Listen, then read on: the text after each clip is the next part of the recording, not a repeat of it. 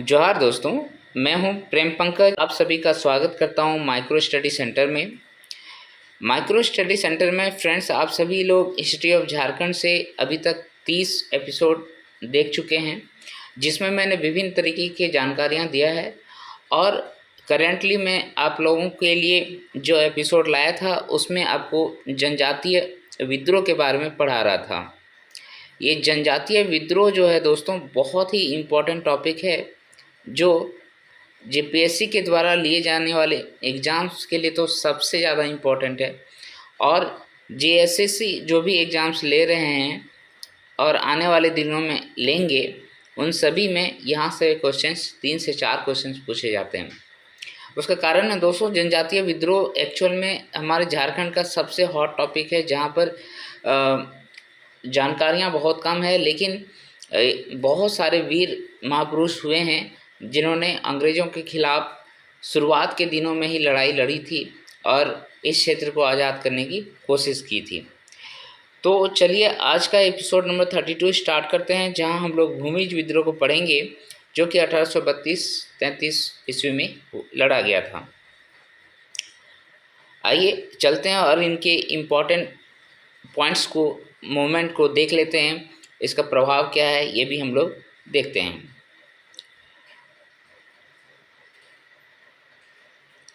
देखिए दोस्तों, मैं सबसे पहले ये एरिया आपको दिखाता हूँ जहाँ भूमिज विद्रोह हुआ था। एक्चुअल में दोस्तों, भूमिज विद्रोह को हम लोग और एक नाम से जानते हैं। इसका नाम है गंगा नारायण का हंगामा। किसका हंगामा दोस्तों? गंगा नारायण का हंगामा। तो इसका नाम देने का मतलब क्या था कि यहाँ पर एक जो इसके नेतृत्वकर्ता थे, जो स्वयं गंगा नारायण जी थे, है ना। यहाँ पर आप देखिए, इसका पिक्चर लगा हुआ है, जिसमें लिखा हुआ है कि भूमिज विद्रोह 1832-33 के महानायक वीर शहीद गंगा नारायण सिंह, जिनका जन्म दोस्तों 25 अप्रैल 1790 को हुआ था, और इनकी मृत्यु जो है इस लड़ाई के उपरांत, सॉरी यहाँ पर देखिए, यहाँ पर जो होगा 1833 होगा, ठीक है। 7 फरवरी 1833 को हो गया था लड़ाई के दौरान। ओके, तो ये सब मैं कहानियाँ बताऊंगा कि इसकी मृत्यु कैसे होती है। तो इनका जन्म जो है दोस्तों 25 अप्रैल 1790 को हुआ था, और इन्हीं को भूमिज विद्रोह का महानायक के रूप में जाना जाता है। ओके, और इनका बेसिक एरिया जो था, यहाँ पर देखिए सिंहभूम का एरिया दिखाया गया है, और लेकिन इनका एरिया इधर भी था, वीरभूम वाला इलाके में भी था। सिंहभूम और वीरभूम वाले इलाके में इनका विद्रोह पूरी जोर शोर से लड़ा गया था। ओके, तो ये मानचित्र आप याद रखिएगा। इससे क्या होगा, आपका दिमाग में भूमिज विद्रोह का नाम आएगा तो ये पिक्चर आना चाहिए दिमाग में, ठीक है। और ये इसमें जो मुख्य बंदा है, जो नेतृत्व करता है, वो कौन है? गंगा नारायण, राइट। आगे चलते हैं और एपिसोड में इसके एक एक बारीकियों को देख लेते हैं। दोस्तों, इसका क्षेत्र मैंने जैसा कि दिखाया आपको कि सिंहभूम, वीरभूम और ढालभूम वाले इलाके में था, ठीक है। सिंहभूम और ढालभूम दोनों तो एक ही जगह है, आज का पूर्वी सिंहभूम में है, पश्चिमी सिंहभूम में है, ठीक है, और सरायकेला खरसवा वाला एरिया में है। और वीरभूम जो है दोस्तों, ये देखिए, ये जो इलाका था वो पश्चिम बंगाल से सटा हुआ इलाका है। तो इसमें बहुत सारे आज के समय का पुरुलिया वाला विभाग समझ लीजिए, धनबाद वाला क्षेत्र समझ लीजिए, ठीक है। इन सभी क्षेत्रों में जो है भूमिज विद्रोह बहुत जोर शोर से लड़ा गया था। तो भूमिजों द्वारा की गई विद्रोह को गंगा नारायण का हंगामा तथा अंग्रेजों द्वारा इन्हें चुआर भी कहा गया, क्योंकि चुआर विद्रोह ऐसे तो हम लोगों ने पहले भी पढ़ा है, वो अलग विद्रोह है और ये अलग समय में किया गया विद्रोह है। तो कभी कभी आपसे ये क्वेश्चन भी पूछ लिया जाएगा, तो उसमें आप ज़रूर से ज़रूर ध्यान रखेंगे कि भूमिज विद्रोह जो कि 1832-33 में लड़ी गई थी, उसका नाम गंगा नारायण का हंगामा के साथ साथ अंग्रेज़ों द्वारा इन्हें चुआर विद्रोह भी कहा गया, क्योंकि ये लोग काफ़ी लूटपाट मचा रहे थे। और बेसिकली जब हम लोग चुआड़ विद्रोह पढ़े थे दोस्तों, जो 1769 से आपका 1805 तक है ना, 1805 तक लड़ा गया था। इसमें हम लोगों ने देखा था जगन्नाथ पात्र जी थे, ठीक है ना, रघुनाथ महतो जी थे, जहाँ पर कहा गया था अपना देश क्या था, अपना देश अपना राज, दूर भगाओ विदेशी राज, है ना। ये उस चुआर विद्रोह का स्लोगन था। यहाँ पर इसका इसका नाम चुआर देने का सीधा सीधा मतलब था कि लूटपाट करने वाले लोग यहाँ ज़्यादा थे, इसीलिए अंग्रेजों ने इसको चुआर कहा। ओके, और इसके पहले वाला भी चुआड़ विद्रोह में आप जानते हैं चुआड़ का मतलब क्या था। गरीब लोग जो इधर उधर करके काम करके और चोरी चपाटी करके अपना जीवन यापन चलाते थे। अब आगे चलते हैं। 1798 में बड़ा भूम का राजा गंगा गोविंद सिंह को नियुक्त किया गया। इसको किसने नियुक्त किया? अंग्रेजों ने नियुक्त किया। नाम क्या है? गंगा गोविंद सिंह। इसके पहले भी अंग्रेजों ने उत्तराधिकारी के नियमों में उल्लंघन कर लक्ष्मण सिंह के जगह रघुनाथ सिंह को राजा बना दिया था। ओके, तो यहाँ पर क्या हुआ कि पहले जो है रघुनाथ सिंह को राजा बनाया है लक्ष्मण सिंह की जगह, फिर बाद में फिर क्या हुआ, अंग्रेजों ने गंगा गोविंद सिंह को राजा नियुक्त कर दिया किसी और की जगह, राइट। और यहाँ पर क्या हुआ था, ये जो लक्ष्मण सिंह है इनको जेल में डाल दिया गया था जहाँ इसकी मृत्यु हो जाती है। ओके, तो 3 नाम याद रखिएगा, इसमें सबसे इम्पोर्टेंट नाम लक्ष्मण सिंह याद रखिएगा। लक्ष्मण सिंह ऐसा व्यक्ति है जिसको राजा बनना चाहिए था, परंतु रघुनाथ सिंह को अंग्रेजों ने राजा बना दिया, इसको जेल में डाल दिया और इनकी मृत्यु हो गई। तो आगे फिर क्या होता है कि ये जो लक्ष्मण सिंह है ना दोस्तों, इसी का पुत्र है, सुपुत्र है गंगा नारायण, जिसके नाम पे इस भूमिज विद्रोह को जाना जाएगा। तो लक्ष्मण सिंह का पुत्र है गंगा नारायण। यहाँ पर आगे क्या होता है देखिए, दीवान होता है जो बड़ा भूम का है, उसका नाम है माधव सिंह। माधव सिंह बड़ा भूम का दीवान है। तो इन्होंने क्या किया था, गंगा नारायण को देखिए जागीर मिलेगा ना। अंग्रेज लोग क्या करता था, किसी को भी अगर राजा से हटा देता है पद से या फिर राजा बनाता है तो उसको कुछ ना कुछ देता है। तो यहाँ पर जो गंगा नारायण को अपना, ये चूंकि राजा का बेटा है तो इसको जागीर मिलना चाहिए था, उस जागीर को अंग्रेजों के हाथों माधव सिंह ने बंद करवा दिया। अब राजा ने जनता पर विभिन्न तरह के कर लगा दिए और ये जो राजा बने गंगा गोविंद सिंह, इन्होंने क्या किया, कई तरीके का कर समाज में डाल दिया, लोगों के ऊपर डाल दिया। ओके, क्योंकि इसके ऊपर जो है अंग्रेजों ने कहा कि आपको, गंगा गोविंद सिंह को कहा कि आप मुझे कर दीजिए वसूल करके, तो ये अपना फ़ायदा भी तो देखेगा, इसीलिए डबल कर एक तरीके से किसानों को, वहाँ के लोगों को देना पड़ा। अब इससे क्या होगा, यहाँ पर असंतोष फैल जाएगा, इतना ज़्यादा टैक्स कैसे देगा रे भाई। ओके, अब गंगा नारायण, यहाँ पर 2 बातें हो गई कि गंगा नारायण को गंगा नारायण का जागीर बंद कर दिया गया, दूसरा यहाँ के जनता पे कर बहुत सारे लगा दिए गए। तो इसी का फ़ायदा गंगा नारायण उठाते हैं और यहाँ के भूमिजों को अपने अधिकार में लेकर, अपने विश्वास में लेके, है ना, एक विद्रोह शुरू करता है। और इसके पहले जो है गंगा नारायण अंग्रेजों के पास गया, कई बार कहा कि मुझे अपना जागीर लौटा दो, लेकिन उसने लौटाया नहीं। ओके,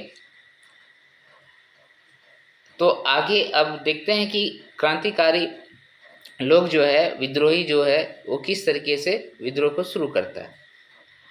तो अंततः क्या होता है, गंगा नारायण जनता के साथ मिलकर विद्रोह शुरू कर देता है।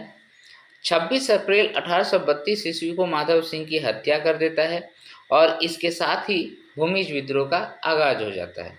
ठीक है, ये डेट याद रखिएगा, 26 अप्रैल 1832। 26 अप्रैल 1832 को माधव सिंह की हत्या कर दी जाती है और इसी के साथ भूमिज विद्रोह का आगाज हो जाता है। तो माधव सिंह की हत्या करने का रीज़न आप समझ रहे हैं कि गंगा नारायण का जागीर बंद कराने का मेन जो रीज़न था, मेन जो पर्सन था, वो कौन है, माधव सिंह। ओके, अभी इस क्षेत्र में घटवाल लोग भी रहते थे, तो गंगा नारायण ने क्या किया, भूमिज लोग, घटवाल लोग, इन सभी से मिलकर जो है संपूर्ण राज्य को जीतने का कोशिश करता है। इसमें क्या क्या आएगा, बड़ा भूम आएगा, सिंहभूम आएगा, वीरभूम आएगा, ये सभी इलाके को जीतने का कोशिश करेगा। और इसी में सबसे पहले वो कहाँ पर आक्रमण कर देता है? बड़ा भूम पे आक्रमण कर देता है। ओके। और इस लड़ाई में यहाँ पर इसका जो साथ देता है वो सुरानायक, भूली महतो और गर्दी सरदार करते हैं। 3 नाम, सुरानायक, भूली महतो, गर्दी सरदार। ये किस विद्रोह से संबंधित है? भूमिज विद्रोह से संबंधित है। यहाँ पर क्या होता है, रसेल नाम का एक व्यक्ति होता है जो अंग्रेजी सेना का मई मंथ में जो है नेतृत्व कर रहा है, और आगे चल के नवंबर में जो है 2 अन्य अंग्रेज अधिकारी आएगा जिसका नाम रहेगा बर्डेन व ट्रिमर, और इसके नेतृत्व वाली सेना को भी गंगा नारायण क्या करता है? पराजित करने में सफल रहता है। ओके। गंगा नारायण यहाँ दो व्यक्तियों को नहीं, 2 सेनाओं को हराता है। एक मई मंथ में हराता है और एक नवंबर मंथ में हराता है। ओके। अब आगे क्या होता है कि 1832 में डेंट एक अधिकारी है, अंग्रेज अधिकारी है, उसके नेतृत्व में सेना भेजा गया। तब यहाँ पर क्या हुआ, गंगा नारायण को पराजय का सामना करना पड़ा। ओके। ये कब की घटना है? नवंबर 1832 की घटना है, जब डेंट के नेतृत्व में सेना भेजा गया बड़ा भूम वाले इलाके में, और गंगा नारायण वहाँ पर हार जाता है। तो गंगा नारायण जब यहाँ पर हार जाता है तो वो कहाँ चला जाएगा? गंगा नारायण नीचे की ओर चला जाता है, साउथ में, जहाँ पर खरसवां साम्राज्य है और सिंहभूम का राज्य है। तो गंगा नारायण अपने लड़ाकों के साथ सिंहभूम चला गया, और कोलों के साथ, यहाँ आपको पता है इस क्षेत्र में हो जनजाति और कुल जनजाति का बहुत ज़्यादा क्या कहते हैं उसका अधिकार है। ओके। तो साथ मिलकर खरसवां राज्य में हमला बोल दिया, और इस समय जो आपका खरसवां राज्य में ठाकुर थे वो थे चेतन सिंह। क्या नाम है उनका? चेतन सिंह। 17 फरवरी 1833 को खरसवां में लड़ते हुए गंगा नारायण शहीद हो जाता है। ये डेट याद रखिएगा। 7 फरवरी 1833 को खरसवां में लड़ते हुए गंगा नारायण शहीद हो गया। तो चेतन सिंह गंगा नारायण का सर काटकर क्या करता है, उस टाइम इस क्षेत्र में कैप्टन जो होता है वो है विल्किंसन, इनको भेंट कर देता है चेतन सिंह का सर। इससे खुश होकर अंग्रेजों ने चेतन सिंह को 5000 का इनाम राशि दिया, और साथ ही उस क्षेत्र में उसको सुरक्षा देने का वादा किया था। तो जैसे ही गंगा नारायण जी शहीद हो गए तो साथ ही यह विद्रोह, भूमिज विद्रोह जो था वो समाप्त हो जाता है। लेकिन उसके पहले इन्होंने अंग्रेज़ों को बहुत छकाया, बहुत ही अच्छे तरीके से कई सारे युद्धों में पराजय किया, और एक तरीके का गुरिल्ला युद्ध लड़ते थे, जहाँ मिल जाता था इसको अंग्रेज मिल गए, या फिर जमींदार मिल गए, या फिर साहूकार मिल गए, ठीक है, या फिर पुलिस अधिकारी मिल गए, जो भी मिल जाते थे उन लोगों को ये लोग काफ़ी परेशान करते थे, उनको पराजित करके उनके सारे सामानों को लूटपाट कर लेते थे। तो इसका परिणाम क्या हुआ? 2 तरीके का परिवर्तन आया। पहला प्रशासनिक परिवर्तन और दूसरा राजस्व परिवर्तन। तो प्रशासनिक परिवर्तन के तौर पे क्या हुआ, यहाँ पर जो एक जंगल महल जिला बनाया गया था, उस जंगल महल जिला को समाप्त कर दिया गया, जो कि पहले का जो बंगाल है उस क्षेत्र से रिलेटेड है ज़्यादा एरिया, जंगल महल वाला, पुरुलिया है ना, वीरभूम, बड़ा भूम, ये सब इसी एरिया में है। तो पहला चीज़ समझ में आ गया कि जंगल महल जिला है उसको समाप्त कर दिया। और जंगल महल जिला समाप्त करने से क्या फ़ायदा हुआ? यहाँ पर जो सामान्य लोग रहते हैं, जो इस क्षेत्र के वासी हैं, अलग अलग जनजाति हैं, अलग अलग क्षेत्र में अलग अलग राजा हैं, उन लोगों को अपना प्रशासनिक अधिकार देने की कोशिश किया ताकि वो हंगामा ना करे। और राजस्व नीति के तहत क्या हुआ, यहाँ पर रेगुलेशन 13 लागू कर दिया गया, जो कि बंगाल में लागू किया हुआ था। और यह कब लागू करता है? 1833 में लास्ट में इसको लागू कर दिया जाता है राजस्व नीति के तहत। ओके। और इसका ड्राफ्ट किसने तैयार किया था? इसका ड्राफ्ट विल्किंसन ने तैयार किया था। किसने तैयार किया था? विल्किंसन ने तैयार किया था। तो इस तरीके से इस विद्रोह ने व्यापक परिणाम डाला और इस क्षेत्र का प्रशासनिक सुधार भी लाया और राजस्व में जो कर वसूली होता था बहुत ज़्यादा होता था, उसमें भी सुधार लाने का प्रयास किया अंग्रेज़ों ने। और उसकी मजबूरी थी कि उसको कम करना था, यहाँ के लोगों को अपने विश्वास में लेना था, तभी वो यहाँ पर राज कर सकते थे। इस तरीके से दोस्तों यह विद्रोह तो यहाँ पर समाप्त हो जाता है लेकिन जाते जाते मैं आप सभी को कहना चाहता हूँ कि मेरा जो ये हिस्ट्री ऑफ झारखंड का क्लास चल रहा है और जिसमें मैं अभी जनजाति विद्रोह को पढ़ा रहा हूँ, इन सभी वीडियो को आप देख रहे हैं, पसंद कर रहे हैं तो ज़रूर से लाइक मारें, शेयर करें।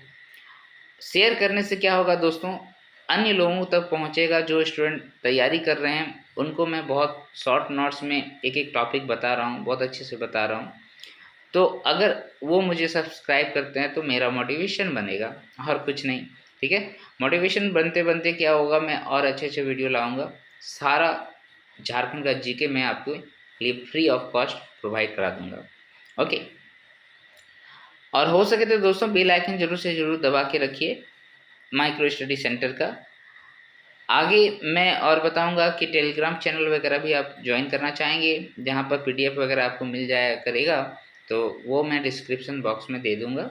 वहां से लिंक में जाके आप क्लिक करके मुझे ज्वाइन कर सकते हैं। आगे जो क्लास होगा दोस्तों उसमें बहुत इंपॉर्टेंट क्लास होने वाला है, उस पर आप उसको भी ज़रूर से ज़रूर देखिएगा। और वह विद्रोह होगा दोस्तों संथाल विद्रोह। ओके, संथाल विद्रोह आप जानते हैं सिद्धू कान्हू जी के द्वारा लड़ा गया था। संथाल विद्रोह हमारे झारखंड के लिए भी बहुत ही इंपॉर्टेंट विद्रोह है, इसको आप ज़रूर से ज़रूर देखिएगा क्योंकि यहाँ से भी क्वेश्चन बेसिकली पूछते ही हैं। सिद्धू कान्हू मुर्मू या फिर बिरसा मुंडा हो, इन सब के बारे में पूछते ही हैं। ओके, तो ठीक है दोस्तों, आज का क्लास इतना ही। जोहार, आप सभी खुश रहिए, मस्त रहिए और इसी तरीके से देशभक्त बनते रहिए। जय हिंद।